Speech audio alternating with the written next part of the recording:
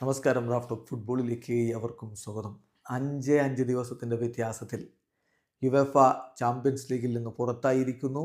Carabao കപ്പിൻ്റെ ഫൈനലും പൊട്ടിയിരിക്കുന്നു. ലിവർപൂളിന് ഇത് വല്ലാത്തൊരു സമയമാണ്.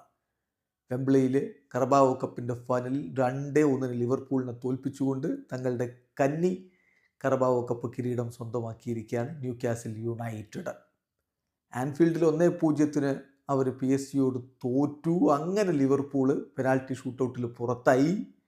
പിന്നെ ഇതാ 5 ദിവസത്തിൻ്റെ ഇടവേളയിൽ മറ്റൊരു കിരീടം കൂടി അവർ കൈവിടുന്ന കാഴ്ച.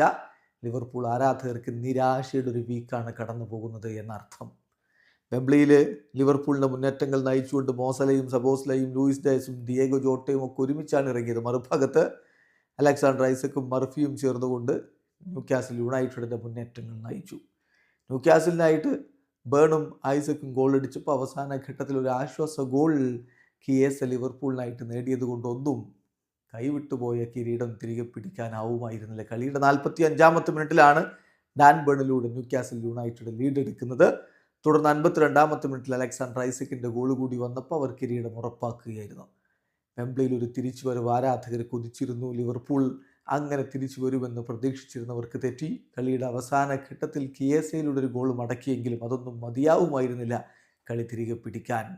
ഈ 5 ദിവസത്തിൻ്റെ ഇടവേള അത് വലിയൊരു നിരാശയാണ് ലിവർപൂളിന് ഇപ്പോൾ സമ്മാനിക്കുന്നത്. മികച്ചൊരു സീസണായിരുന്നു അവർക്കിത്.